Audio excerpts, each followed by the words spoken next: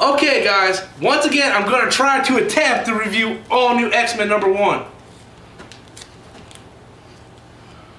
Okay. All New X-Men, written by Brian Michael Bendis, and is one of the new launch of the all-new Marvel Now. If you have Superior Spider-Man #3, I am kicking your ass right now. What are you, fucking high?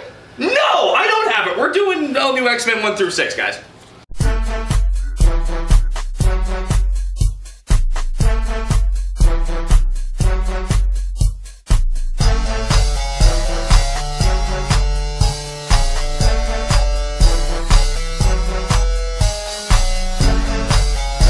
Hello everybody, I'm Stormsink. I'm Adam J.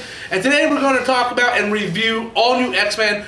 And since you interrupted me for the past couple weeks, we're going to do 1 through 6. So we're not trying to catch up here. We're just going to go ahead and just do the first story arc of All New X-Men. All New X-Men is written by Brian Michael Bendis, the guy who did Ultimate Spider-Man, Daredevil, Avengers for a while. Yep. So, Brian Michael Bendis is one of my favorite Marvel writers. He's definitely one of the best in years. He's fucking great. And from what I understand, from what I read, that All New X-Men takes place after X-Men vs. Avengers, and Professor X's dad, Cyclops, killed Professor X, and that's where the story starts off. Yeah.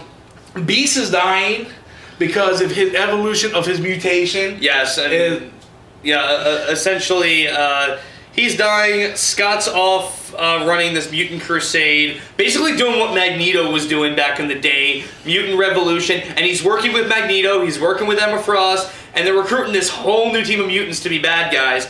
And the mutant's power is actually quite interesting. But what Beast does is that Bobby Iceman basically says to him, okay, if Scott could see what he became, he'd kick his ass. He'd kick his own ass. Okay, so he's like, Beast is like, you know what? You're right. Yeah. He goes back in time, gets the original 5 X-Men, and brings them to the future. Yeah, that is how you fucking relaunch a franchise. And which I really like about this, because I have never been a steady X-Men reader. Like, I've read very few X-Men. You're like the Spider-Man guy. I'm the X-Men. But like, the only thing I really know about X-Men is what I've seen from the '90s cartoon show. Yeah. And the god awful movies. Okay. That's really the only thing I know about X-Men. I read a few comics on and off. So when the Marvel Now launched the All New X-Men #1, I seen Bendis on the title. I was like, I gotta pick up issue #1, which sold out really quickly. And they're getting ready to relaunch Uncanny X-Men #1, which is also going to be written by Bendis. So this was a good way for me to jump on, is because it's not a reboot, but by Beast having this very simple story. Scott is bad. Even if you don't know X-Men, you haven't read X-Men before, okay, you can easily understand what's going on here. Yes. Okay, you could just start it here and you know all you need to know. Yeah, that's what I like, because you get introduced to the old X-Men by Beast going back, getting the X-Men, and then them coming back. And even if you don't know, like, I know about Jean, I know about Phoenix, but a lot of people don't know about that. They explain all that. Yeah, and it's not like, you know, we're going, oh, this comic is so fucking wordy. There's fucking like a million bubbles on the page. I mean, there's action. There's humor. A lot of it is, especially with Jean, is like demonstrated through artwork in issue 5. That was just amazing. And in issue 5, there was a 2-page spread of where Jean Grey from past finds out about her future, because and how she's died like 4 times. Yeah, because when Beast travels the old X-Men crew, the original X-Men, to the future, her psychic powers kick in, and there's this 2-page spread where all of her major events took place. And you see Phoenix, you see everything that transpired. Her marriage to Scott. Yes. There was one line, and I actually found this fucking hilarious. Jean Grey asks Beast, "How did I die?" And Beast goes, "Which time?" Yeah. That was fucking great. Yeah. And she's like, what does that mean? and as it's going right now, Scott and Magneto are recruiting these new mutants as their version of the X-Men. But at the same time, the X-Men are trying to recruit the same one, so it's almost like a war between the two groups to see who gets these new mutants first, because they don't want to create this mutant apocalypse. Yeah. And 2 big things that are going on in these first 6 issues we've read is 1, Cyclops, Magneto, Emma Frost, like, they're all losing their powers. due to their exposure to the Phoenix Force. Yes. Yeah, a lot of other shit. Oh yeah, and everyone hates, basically, even though he hasn't done anything, the Scott from the past that was brought to the future, everyone, even like the good guys, like they're all very wary of him. Even though, like, we know at this point, he's not a bad guy. Yeah. Okay, like, but, like, that's actually a very interesting dynamic. Everyone hates him anyway because they know what he's gonna do. Yeah, Scott's, I think even in one panel, Scott's like, hey, I didn't even do anything wrong yet. Yeah. But it's like, hey, we know what you're gonna become, so everybody's kind of like taking their distance from him.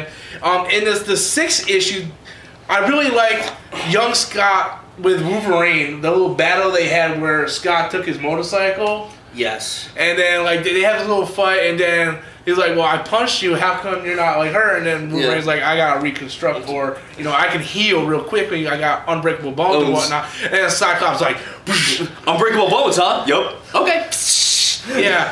So, I blast him right across the fucking freeway. I like the fact that Bendis writes these characters. Yeah. They let everybody kind of understand who they are. Yeah. He has great, you know, character development for everybody. You have your action, you have your humor, you have your character development.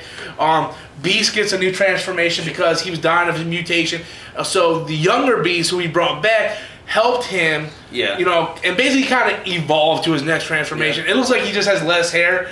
Some people said he kind of looks like an ape form now, but anything is better than that cat form he had. Oh yeah, that was ridiculous. I did not like that at all. Yeah, but look at the fucking blue tiger. I mean, what was that? Yeah, but it was still better than the Zooey Zoo First Class X-Men. Oh yeah. Oh god, I hated that. So overall, I really enjoyed the first 6 issues. I can't wait for the next one. These, like I mentioned in the Superior Spider-Man #2 video, I have a 5-issue arc, and when I cancel a subscription, this made it well past the 5 issues. I'm not canceling it. I'm loving it. Oh hell no! I cannot wait for this thing to continue. And I'm almost, you know, I'm worried about what's going to happen if Bendis actually leaves the book. That's my only fear. Oh, no. Because right now, Bendis, stay, man, for the love of God, just stay here. Fuck everything else. Just stay here. This is your home. So, yeah, I love what Bendis is doing. The artwork is fantastic. The first 6 issues, grade-wise, I'm giving it an A. I would give them all an A. I fucking loved them. Artwork fantastic. It's visually great. It's written great. Jean is hot again. Yeah. It was actually good to see Jean again. Oh, it was so great to see everyone. And what I like about Jean... Angel meets Archangel. Yeah. Like, why do you got metal wings? But what I like about Jean Grey's character in these books is the fact that she doesn't have all the baggage that Jean has with her turning Phoenix and everything. She's still pure, so to speak. Yes. So we don't have all that continuity. We don't have to worry about that. So new readers, like myself on X-Men, we can jump on and already get, this is Jean Grey. Yes. We don't have to worry about continuity for that. Another thing that's happening with Jean Grey in this comic is that because she's coming to the future, no one knows for sure exactly why it's happening yet, but apparently her powers are accelerating. Like, because she's not supposed to be a telepath for like another 2 years at this point. Okay, and the second she gets to the future, she's got her telepathic abilities, and like she cannot control them. Yeah. So that's a big thing that's going on with her. I wonder how they're going to play with that. And they already confirmed Mystique's going to be in the next issue. So and I can't wait for that. I can't wait for that issue. Like I said, the only thing I'm worried about is how long Bendis is going to stay on this book, because Bendis is doing this, Uncanny X-Men, Ultimate Spider-Man. I think he's scheduled to do like another book. He's also doing Guardians of the Galaxy. Yeah, I think the new version of that. Yeah. So I mean, he's a busy guy because he's one of Marvel's top writers. But yeah, that's all I have for today. That's been All New X-Men 1 through 6. It's a great book. I recommend everybody go pick it up when the trade paperback version comes out, because right now they only got the reprints of the issues because they sold out really quickly. Get the trade paperback or get the reprints. You want to read it. It's a good book. I give it an A. Also, be sure to go over to webofcinema.com. Check out more reviews, videos by this man, Filmmaster Adam, me, Stormsink. Also, be sure to subscribe to this channel and Filmmaster Adam's channel. The link will be under the video below. Be sure to comment, rate, and subscribe. Until next time, guys, I'm Stormsink, and that's my opinion. And I'm Adam J. And fuck y'all, I'm not